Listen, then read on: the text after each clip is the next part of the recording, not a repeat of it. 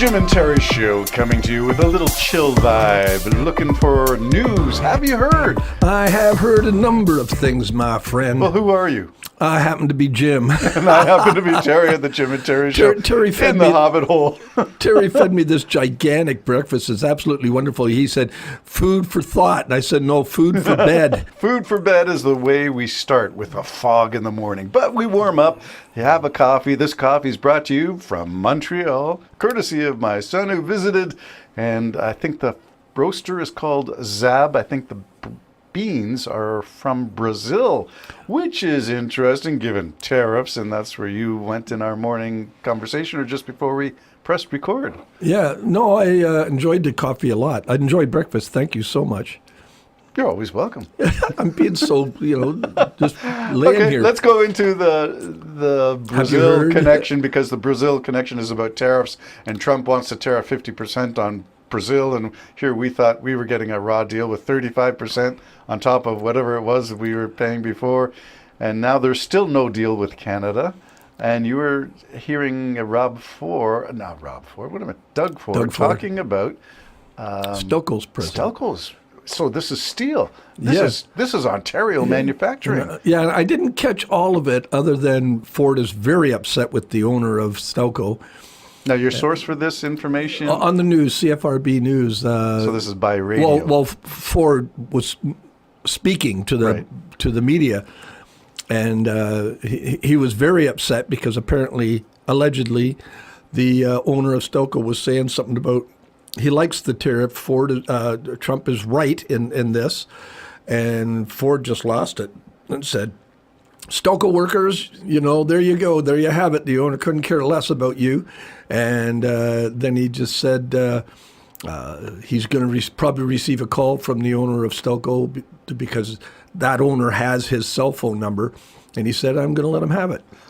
Tariffs do have a place in economic theory. They do have a place in trade. Limited, specific, targeted, and small usually are the operative words. So I'm curious. Everybody's entitled to their opinion, and he would have a reason for the tariffs as an owner of the business. Now, what about the laborers? That's the key. Well, I guess that's what Ford was upset. He says, I'm concerned about the people of Ontario and the people of Canada. Who work. And so I don't know if this owner's trying to hobnob and, maybe get everything moved down there or whatever. And I came to the conclusion, I understand why there's a large part of the population that is having anxiety. Mm-hmm. And this is what I think it is. I personally can't stand the thought of Ford being right about anything. I don't like the man. And if he ends up coming out of this king, and crowned by the people of America, and America prospers under this. Are you talking about Ford or Trump? Trump. Okay. Sorry. And America prospers under this tyrant.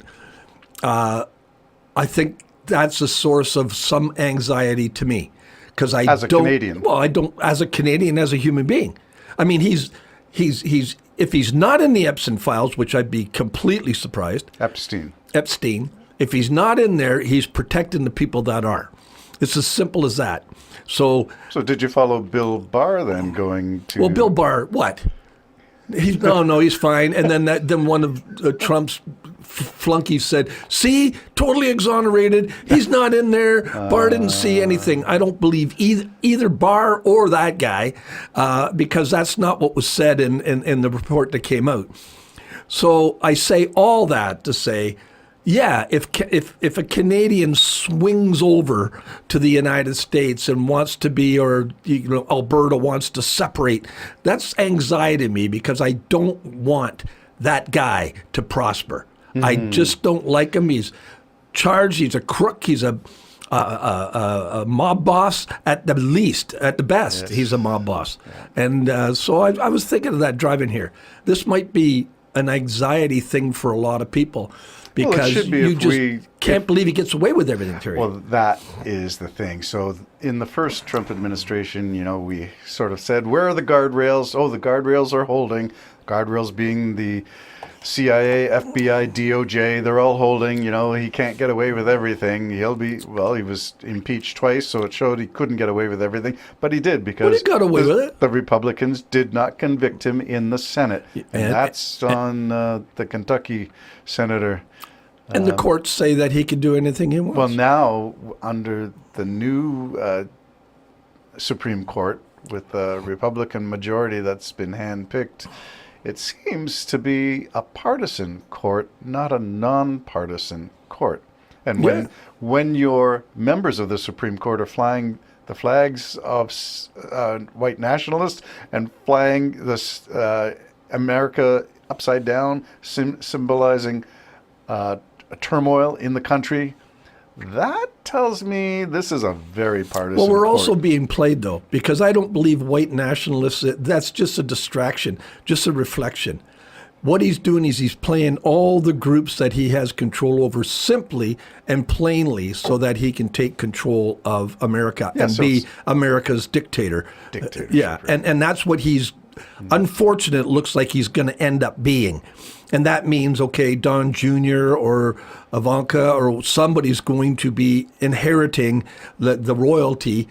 That's why he's putting money into the White House and putting gold on. He has no intention. Because that's going to be his family That's jewels. going to be his it's going to be his palace. Well, I hope it's not quite that bad. I don't think these things are a distraction. These things about white nationalism and the Project 2025 and the MAGA churches, it's a real stuff where they want to make America but I think their version of Christianity. They're just being played by an evil genius. Well, last time we speculated that their motive might be money, and as in tax breaks or sheltering or something to protect themselves and their own personal wealth, which they're getting on the backs of the widow's mite. Yeah. That's abhorrent. It is. It is. And it is to me, too. So, I mean, if that's what it is to be in this particular day and age a conservative, or if that's what it takes in this day and age to be a Republican, I'm really not on board. I'm just waiting. Now, I'm mad at Carney a bit, only because of the government trying to put the shaft to provinces and cities, because under Trudeau, they brought this policy in that everybody's welcome to Canada. Everybody come in, and they were going to finance it. And now in the news today, it's they owe Toronto $100 million, and I think that's your problem. Wow! So the dollar tag is $100 million Just for Toronto, just for the city of Toronto. Well, we do know stats matter, and the stats were usually 50% of all immigration to Canada comes to Ontario. 50% of Ontario's immigration goes to Toronto.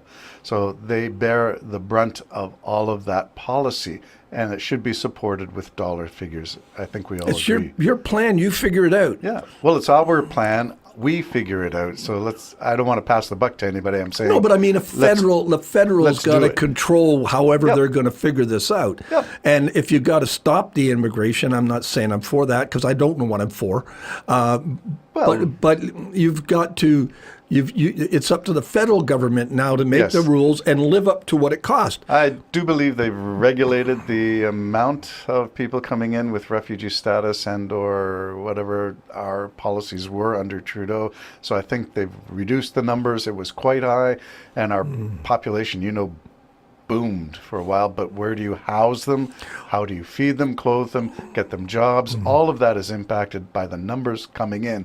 They are overwhelming a small country. Not geographically small, but population small. Yeah, we don't have the tax base. We don't have the tax base to do it. Yeah, and the thing is Pierre Elliott Trudeau, which I'm not saying I liked his policies at all, but at least immigration, we actually were chastised by the rest of the world because we just picked the best. Yeah. And we'd let them in, and they'd create jobs and businesses and everything else. For this brief moment under a world in crisis, I can understand why the federal government said, we'll open our doors to you. But I think if they had a chance to do that again, they would have rethought it all. Well, I'm wondering, as a history teacher, I'm sort of aware that after World War II, we had a lot of immigration from war-torn Europe. My neighborhood was an Italian immigration center, the Danforth. How many Italian street people did you ever see? Never saw. Not a one. No. How many Irish? Not a one. Not a one. So the one doesn't mean they didn't exist. They were just no, not but in my I mean, purview. in most cases, they did this. They came in and started businesses and hiring their own. And people might go, oh, that's horrible. No, not really. That kept them employed. Because they kept everybody employed. And right now, I think, and I may be wrong, and I'm not knocking the people, but I think the majority who are taking the benefits now are African. And they need to do the same. They need to get businesses started and hire their own or something in order to now get off the government welfare system. Yeah. So, That's sort of and I don't, we're in a coffee shop just discussing things. Yeah. I haven't studied any of it. No, we don't have the documents in front of us. It's just whatever's in public domain, whatever's been on. Well, you said you got your news from John Tory's CFRB program on your drive. No, he was just making a comment. It was John Moore's Moore in the Morning Show. Okay. They were just playing an excerpt from I have Tory's trouble following talk. who you're talking about. I know. get one name after another. I get the first and last names Well, you don't confused. listen to the like. You're not traveling I'm not to school. listening. You're not doing No, anything. you're right. The Jim and Jerry Show. Have you heard? Is our theme, and we've heard a lot. See if you agree. You're gonna have to Jim write and a Jerry song Show. Bye bye. called "Have You Heard."